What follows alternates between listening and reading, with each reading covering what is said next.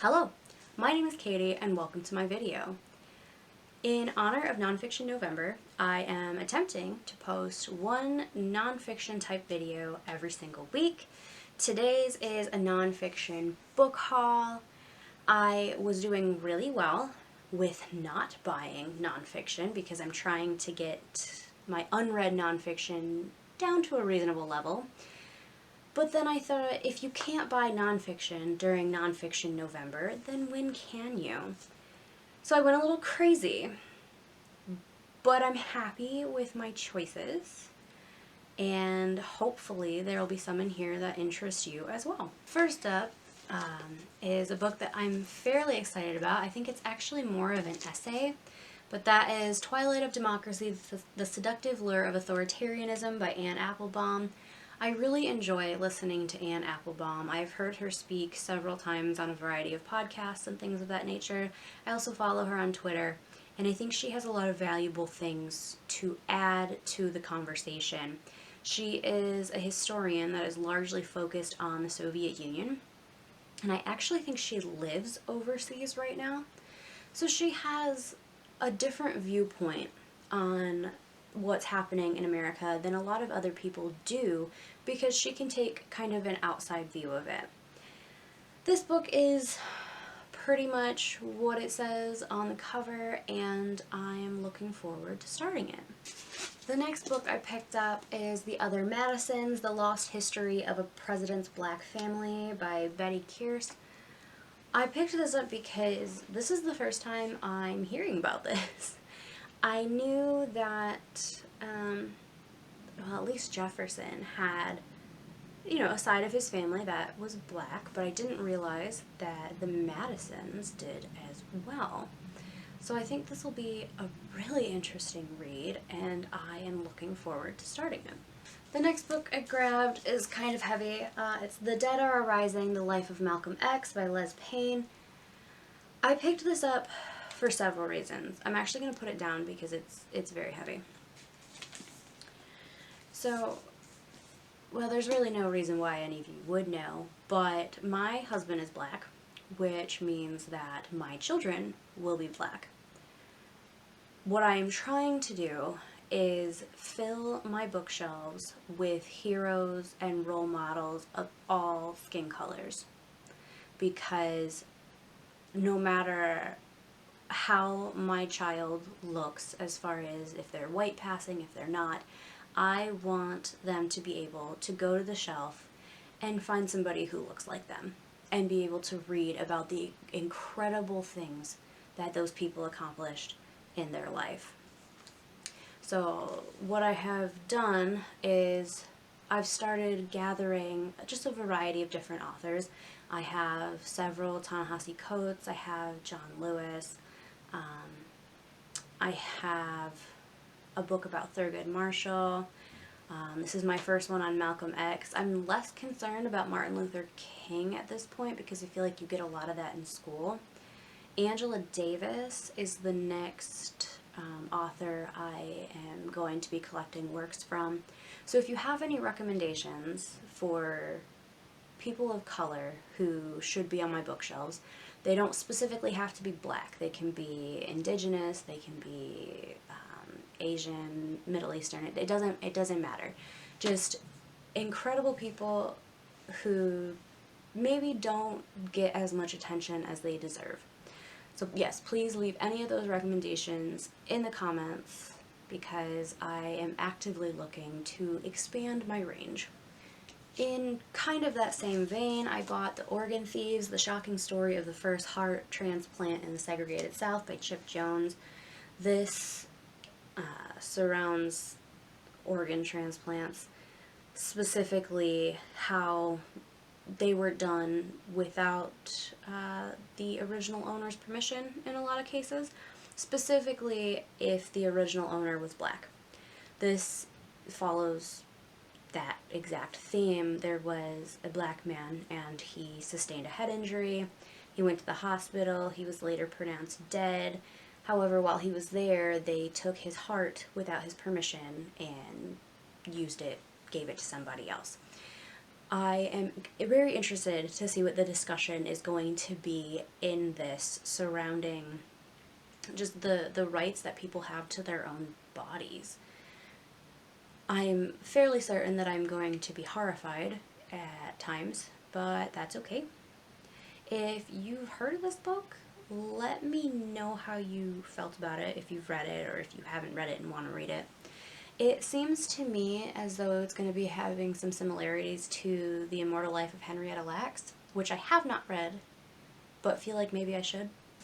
The next book I picked up is a definite shift in topic, and that is the new map, Energy, Climate, and the Clash of Nations by Daniel Yergin.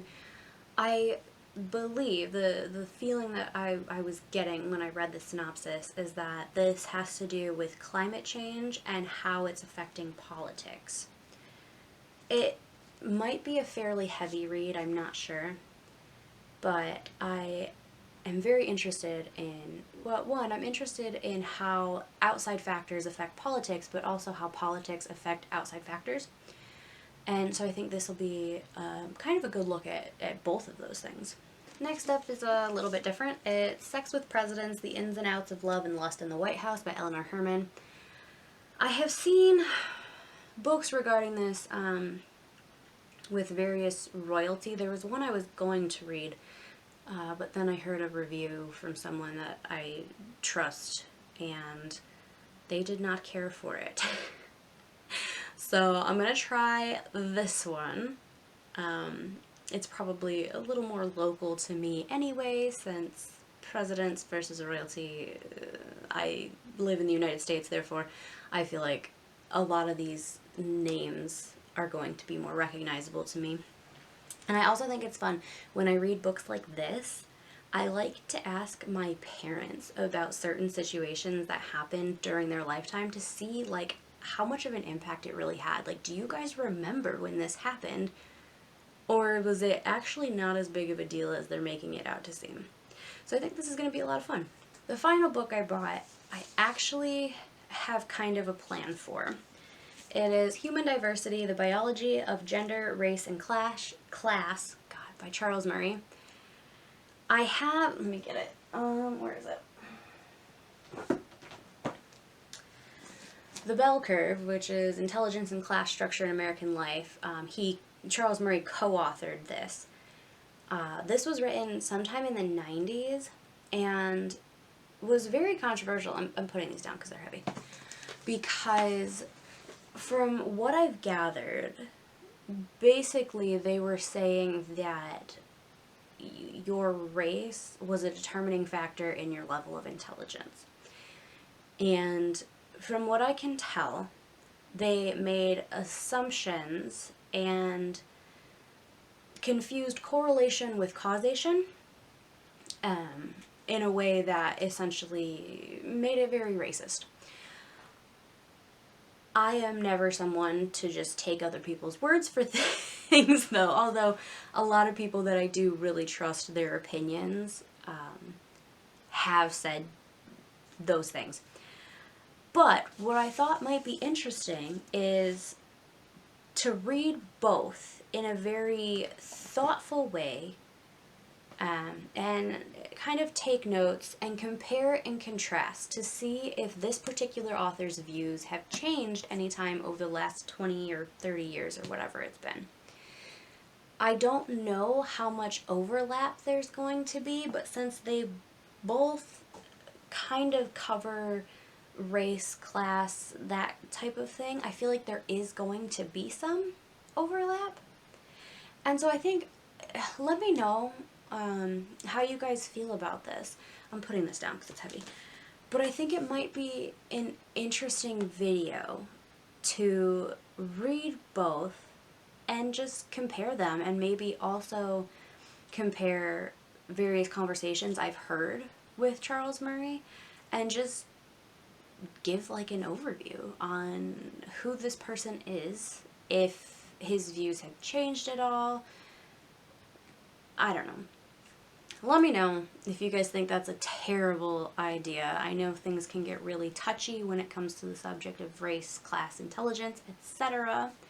But I also feel like a book that's written in the 90s is lacking a lot, because we have gained a lot of knowledge since then about how class can affect intelligence, not in the sense of IQ, but just in the sense of you are disadvantaged in the fact that you don't have the best schools, and your parents usually have to work multiple jobs to keep a roof over your head and maybe don't have as much time to help you with homework, that kind of thing. So I think it might be an interesting kind of like a study to do. I'm probably going to do it, whether you guys want to see it or not. It's just going to be whether or not I film a video on it, honestly, just because I'm personally curious. I want to see how his views have or have not changed, but then I also would like to compare it to just new knowledge on the subject. So those are my books. That's my nonfiction haul. I told you I went overboard, and I wasn't lying. If you are interested in reading any of these books, let me know. If you like my content, subscribe. Stick around. I'd love to see you in my comments. Thank you for watching. I hope to see you soon. Bye.